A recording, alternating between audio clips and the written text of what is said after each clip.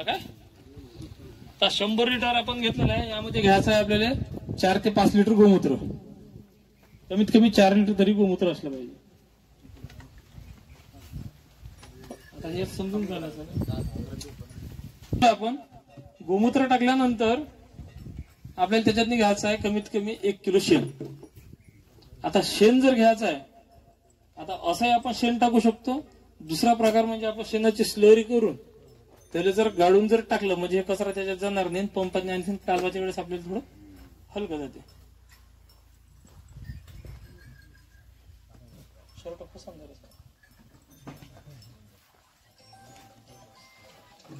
तुम्ही घ्यायचं आहे. मिरची जेवढी तेज तेवढी चांगली. लसूण आणि मिरची घेतल्या त्याचा पेस्ट करून आपण टाकीमध्ये मिक्स करायचा आहे. टाकी पूर्ण पाणी एकजीव करून घ्यायचं आहे. ते केल्यानंतर मग त्याच्यात आपण जेवढे काही पाले सांगणार आहोत सगळे बारीक करून एकत्र करून आपण त्याच्यात टाकू शकतो. नाही काढणं येते नाही होते ना. आता तुम्हाला जर 100 लिटर म्हटलं एक एक पाला म्हणजे 10 किलो 9 किलो पाले होते. कडुनिंबाचा पाला तुम्हाला 3 किलो टाकायचा आहे म्हणजे 12-13 किलो पाला होता. 12-13 किलो पाला तुम्ही काढसान कवा मग टाकसान कवा. मिक्सर मध्ये टाकला तर घरी तुम्हाला टाकू द्यायला पाहिजे. एकूण टाकला तर संध्याकाळचा आपल्याला जेवणाचा बजेट बसला पाहिजे आहे काय. कारण मसाल्याचा मिक्सर तुम्हाला जर इकडे 2-3 किलो कडुनिंबाचा पाला घेतलाय त्यानंतर जेवढा वनस्पती आहे त्या सगळ्या आपल्याला 2-2 किलो घ्यायच्या. म्हणजे 1-1 किलो करंज घ्यायचे 1 किलो. एरंड, धोत्रा, उलटा रावण, मायरू, निरगुडी, बेशरम, रुई, चंद्रज्योती, सीताफळ, पपई, लाल कन्नेर, जांभूळ, गाजर गवत, आंबा, पळस अशा ज्या काही आपल्या भागामध्ये 10 वनस्पती मिळते त्या 10 वनस्पती घ्यायच्या. हे सगळ्या बारीक करून आपल्याला ड्रम मध्ये टाकायच्या. त्या ड्रम मध्ये टाकल्या पूर्ण आपल्याला खाली वरी एक थोडेस करून घ्यायचं आहे. आणि झाकण असेल तर झाकण लावून द्यायचं, झाकण नसेल तर खाली बांधून घ्यायची. पण तयार करत असताना अशा ठिकाणी ठेवायचं की जिथं वरचं पाणी पडणार नाही. आता समजा आपण हे झाकण लावलं नाही ना, आंब्याखालीच ठेवली आहे, वरचं पाणी सुरू झालं, यामध्ये जर पाणी पडलं तर वरचं पाणी याच्यात थांबणं, यातलं पाणी बाहेर चाललं जा म्हणजे पाणचट द्रावण तयार होईल. ते तयार होऊ नये त्याच्यासाठी आपल्याला ही काळजी घ्यायची आहे. आणि सकाळ संध्याकाळ कमीत कमी आपण याला काडीच्या सहाय्याने एक साईड ढवळलं पाहिजे. आता समजा पाले जास्त असल्याच्या अशी पूर्णपणे कालवल्या जात नाही काडी, त्यावेळेस कमीत कमी आपण पहिले 2 दिवस तर पाला फक्त खाली वरी दाबणे आहे. 2 दिवस तर फिरवल्याच जात नाही जोपर्यंत जरसा नरम येत नाही. आता हे 30 दिवस आपल्याला असंच ठेवायचं आहे, सकाळ संध्याकाळ कालवून. म्हणजे काही कामांना नाही कालवून झालं एखाद्या दिवशी तर आपण दुसऱ्या दिवशी त्याला कालवू शकतो, असं काही नाही. तर 30 दिवस ठेवलं, 30 दिवसामध्ये हा अर्क तयार होतो. म्हणजे आता जर तयार केला तर फवारणीपर्यंत आपलं हे औषध तयार होते. हे औषध तयार झाल्यानंतर एका पंपासाठी आपण 100 मिलीचा वापर करू शकतो. पहिली फवारणी.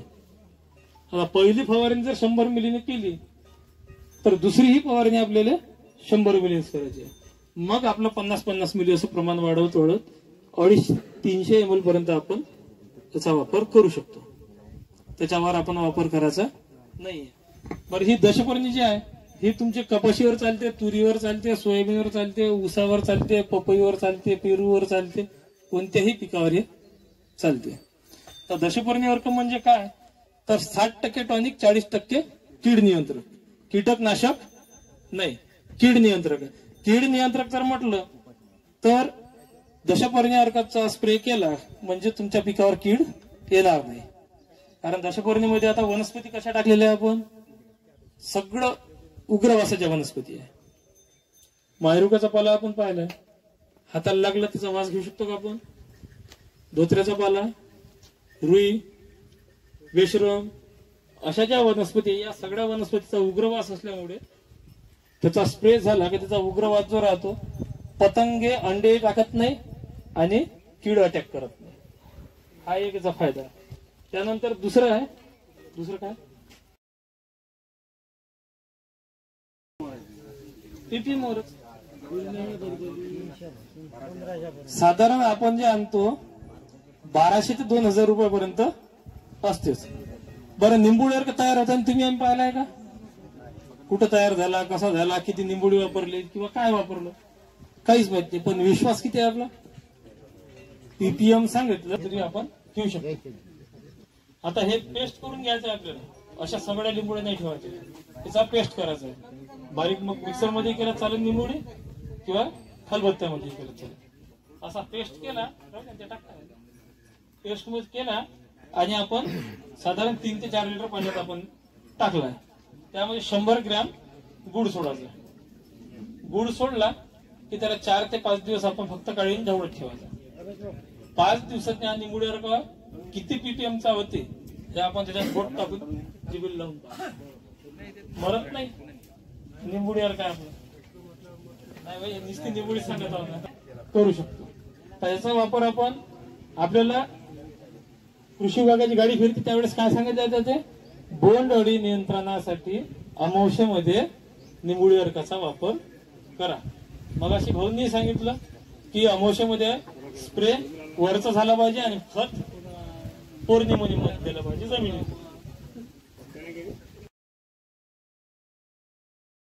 घटक या बाजरी अर्कामध्ये उतरते म्हणून अळी फास्ट मारते. सोप्यात सोपं औषध आहे, कमी पैशामध्ये औषध तयार होते. आता आपल्या जमिनी जे पूर्ण बंजर होण्याच्या स्थितीत आहे आणि त्या जमिनीला जर आपल्याला जिवंत करायचं आहे, त्यासाठी आपल्याला जमीन वाढवायची आहे. आपल्याला जीवन शेणखत आपण टाकत आहोत, पण शेणखत टाकण्याची पद्धती आपली पूर्ण वेगळी आहे ना. कोण्या महिन्यात टाकतो आपण शेणखत? एप्रिल, मे, मार्च. आता ज्या महिन्यात टेम्परेचर 43-44 पर्यंत चाललंय अंदाज, म्हणजे कालचंही टेम्परेचर जर पाहिलं तर विचार करण्याला लागतो बरसातीचा जून महिन्यातला. एवढ्या टेम्परेचर मध्ये जेव्हा आपण खत शेतात फेकतो तर त्या शेणामधले जिवंत राहत असेल का? राहते का? नाही. मग ज्यावेळेस पहिलं पाणी पडते त्यावेळेस ते खताची प्रक्रिया सुरू होण्याची, आणि कायची प्रक्रिया सुरू होते? तणाची. मग ते जर आपल्याला प्रक्रिया रोखायची आहे त्यासाठी काय करावं लागेल? खताचं आपल्याला कंपोस्टिंग करावं लागेल.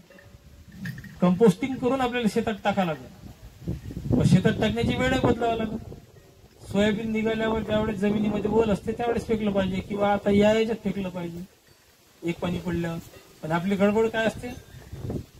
मे महिन्यात खत फेकून दिलं मोकळ.